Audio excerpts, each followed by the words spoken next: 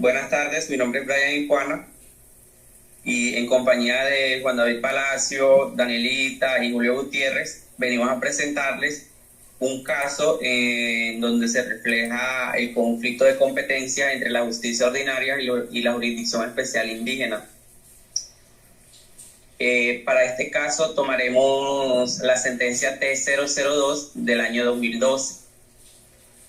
Es una sentencia T que, como sabemos, las sentencias T son acciones de tutela. En esta sentencia se nos presentan los siguientes hechos. Primero, que la Fiscalía Segunda Seccional de Río Sucio Caldas formuló acusación contra el señor Anselmo por el delito de acto sexual abusivo cometido contra la menor Gina. Tanto la menor como el imputado son indígenas pertenecientes a la parcialidad en Verachamí del resguardo de la montaña.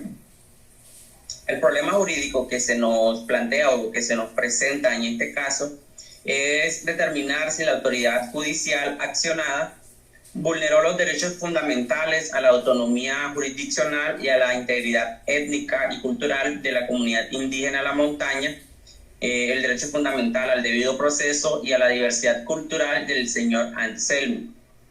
Al proferir fallo que dirimió el conflicto de competencia surgido entre las autoridades tradicionales del resguardo y las autoridades del sistema jurídico nacional. Con ocasión de hechos ocurridos en los resguardos referidos, en el cual habría sido vulnerada la integridad sexual de la menor indígena Gina por parte del señor. Cabe resaltar que el primero era el padrastro de la segunda.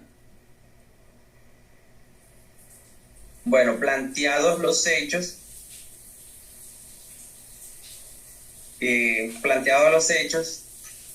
el día 21 de octubre del año 2010, el gobernador del mencionado resguardo dirigió un oficio hacia el juez de control de garantías en el cual plantea la existencia de un conflicto de competencia. A raíz del oficio dirigido por el gobernador del resguardo, el juez de control de garantías llevó a cabo una audiencia preliminar el día 19 de noviembre del año 2010 con el fin de determinar y de definir la competencia a la cual pertenecía este caso. El juez de control de garantías estimó que carecía de competencia para definir el asunto, por lo cual remite el asunto a la Sala Jurisdiccional Disciplinaria del Consejo Superior de la Judicatura, después de negar el recurso de apelación.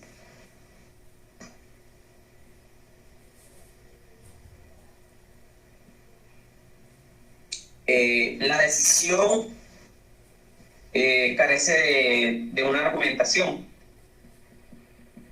Esto es lo que argumenta el accionante, debido a que la decisión del Consejo Superior de la Judicatura, si bien enuncia la normatividad relativa a la procedencia de la jurisdicción especial indígena, no explica de qué manera se estaría vulnerando el interés superior de la menor si la jurisdicción especial indígena asume el proceso. ¿Por qué dice que la decisión carece de argumentación y que no se vulnera el interés superior de la menor? Porque existe un fallo en primera instancia en el que la justicia ordinaria presume que el interés superior de la menor prevalece ante la jurisdicción especial indígena. Lo que quiere decir que este caso en primera instancia fue remitido a la justicia ordinaria, por lo cual se van a un recurso de apelación por parte del gobernador del resguardo. El indígena incurre en una conducta sancionada en ambas jurisdicciones. Lo que pretendían con esta apelación es que se reconociera el derecho al fuero indígena.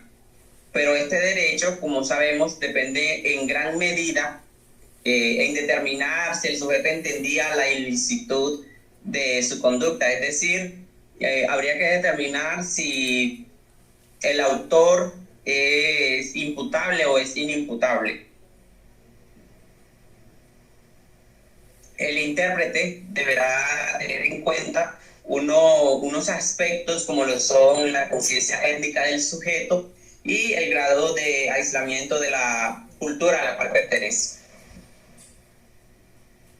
Por lo cual se determina que el individuo debe ser juzgado de acuerdo con las normas y las autoridades de su propia comunidad, siempre que se mantenga dentro de su particular cosmovisión y sometido a sus usos y costumbres. El señor Anselmo se hizo presente con su abogado de confianza, aportando la prueba o la constancia de que tanto él como la presunta víctima son indígenas que se encuentran censados dentro del resguardo de la montaña, manteniéndose dentro de su cosmovisión y sus costumbres. El señor Anselmo debe ser juzgado de acuerdo con las normas y las autoridades de la parcialidad en Vera Chamí, ya que éste se encuentra y se mantiene dentro de su particular cosmovisión y está sometido a sus usos y costumbres, y por lo anterior se acredita este factor, es decir, que se da por aceptada esta petición.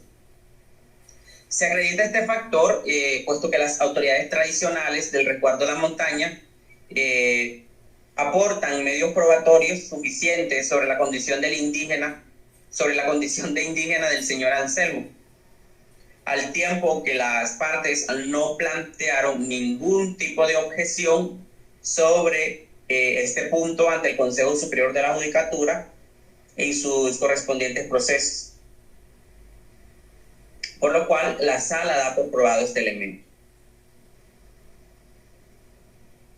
Este elemento, como lo decía, es un elemento territorial.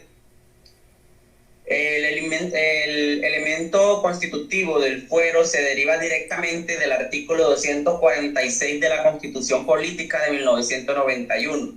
Recordemos que este artículo nos establece la autonomía de los pueblos indígenas de ejercer función jurisdiccional y de juzgar bajo sus propias normas, bajo una jurisdicción especial,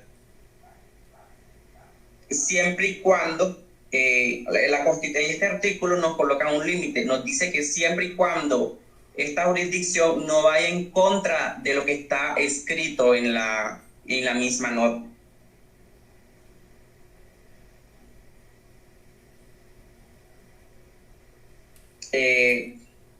Este artículo nos dice que la comunidad podrá aplicar sus usos y costumbres dentro de su ámbito territorial, pero cabe resaltar que la noción de territorio no se agota en la acepción geográfica del término, sino que debe entenderse también como el ámbito donde la comunidad despliega su cultura. El territorio abarca incluso el aspecto cultural, lo cual le otorga un efecto expansivo.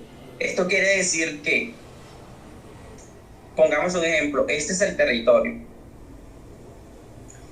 La norma no establece que podrás ser, si tú eres indígena, no podrás ser juzgado solamente en esta parte. Todo lo que tú hagas, ya sea fuera de este territorio, simplemente por el hecho de ser indígena, tienes el derecho de que se remita ese caso a la jurisdicción especial indígena, siempre y cuando no vaya en contra de lo que está normado en la ley. Por lo cual, quiere decir que el espacio vital de las comunidades no coincide necesariamente con los límites geográficos, como se lo decía en el ejemplo. en los espacios geográficos de su territorio, de modo que un hecho ocurrido por fuera de esos límites podrá ser remitido a las autoridades indígenas por razones culturales. Por lo tanto, la Corte resuelve conceder el amparo a los derechos constitucionales y a la autonomía jurisdiccional de la comunidad de la montaña y al debido proceso en la dimensión del juez natural del señor Anselmo, decretando así la nulidad a los fallos que ordenaban la permanencia del proceso en la jurisdicción penal mayoritaria. Asimismo, al proceso penal adelantado paralelamente contra el señor Anselmo. Acá, en la ratio decidendi, lo que nos dice es que el caso pasó a manos de la Jurisdicción Especial Indígena, puesto que se tuvo en cuenta en el fallo de segunda instancia que el señor Anselmo pertenece a un territorio indígena. Por ende, deberá ser juzgado bajo la jurisdicción especial, bajo los usos y costumbres de la parcialidad en Verachán. Muchas gracias.